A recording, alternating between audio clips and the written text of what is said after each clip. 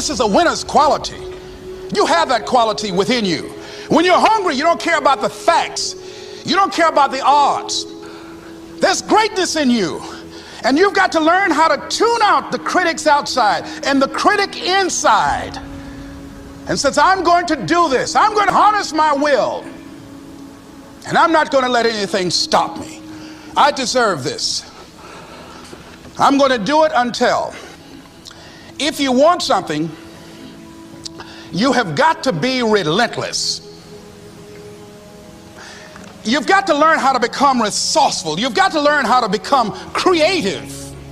When crises strike in your life, and in the Chinese language, crises mean danger, but it also means opportunity. And this is an opportunity for you to grow. And you've got to be so relentless, regardless of what comes down the pike, that you're always looking for a way to get over, always looking for a way that you can break through, always looking for a way that you can win, always looking for a way that you can strike a telling blow. Do you have the courage? Or will you die a dreamer? Will you die on the verge and on the edge and in the land of coulda, woulda, and shoulda? Do you have the courage? I'm going to drop something on you. It takes courage to be successful. It is far easier not to be successful. Misery will always have company. Success breeds contempt. If you don't want to make waves, be mediocre. Be normal and fit in. And if you're more concerned about people than you are God, then neutralize everything He put in you. Just fit in with everybody else. Dress like them, walk like them, act like them, eat like them, go where they go, think like they think, do what they do. And once you've neutralized your uniqueness, you don't need courage. It takes courage to be different. It takes courage to go where you've never gone before. For some of you, it took courage to come to this conference. It takes courage to get you outside of the box. It takes courage to be successful. It takes courage to win. People don't talk about people that don't win. If you win, they're going to talk about you. Do you have the courage to stand there though the storms keep raging and the people get to talking and you stand there and say, I've come too far to turn around? Do you have the courage?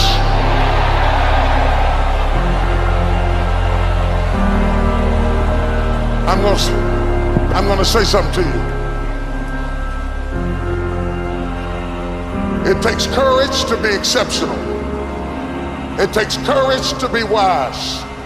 It takes courage to be rich. It takes courage to be educated. It takes courage to be knowledgeable. Because the moment you do, but you don't talk like you, you forgot where you came from. Look at you, it takes courage.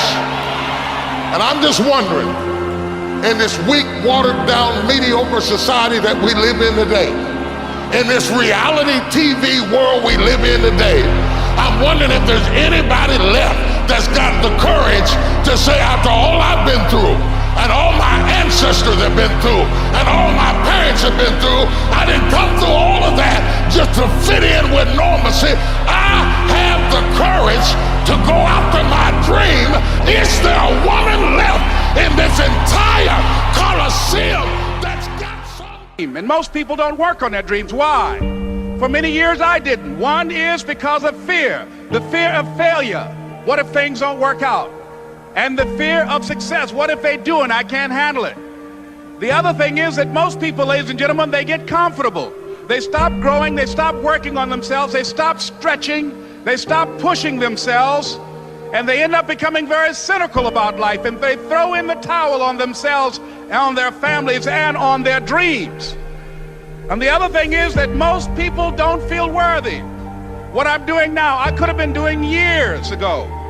But because I did not have a college education, because I didn't believe in myself, because I allowed other people's opinion of me to control my destiny, I didn't act on my ideas. So I applaud you for your dreaming, for your running toward your dream. I applaud you for believing in yourself, because that's what life is about, stretching and challenging looking for ways that you can begin to improve yourself. And ladies and gentlemen, as a result of stretching out, of acting on my dream, and I don't know what that dream is for you, I can tell you that it's possible. No one could have convinced me that after just over 6 years, I will have my own book entitled Live Your Dreams. Just over 6 years, I will have 5 specials on public television. Just over 6 years, I've done motivational speaking for AT&T, Procter & Gamble, McDonald's Corporation, Xerox, IBM. Just over 6 years, I will in your future. And not only is it important for you to know it's possible for you to choose your future, but it's necessary that you work on yourself, that you develop yourself.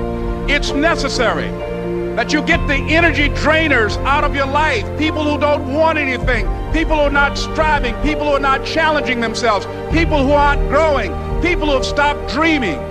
It's necessary that you align yourself with people and attract people into your business who are hungry, people who are unstoppable and unreasonable, people who are refusing to leave life just as it is and who want more.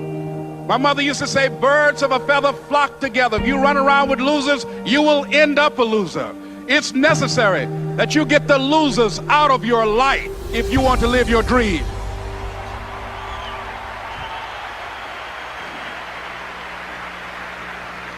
It's necessary to know that everybody won't see it, that everybody won't join you, that everybody won't have the vision.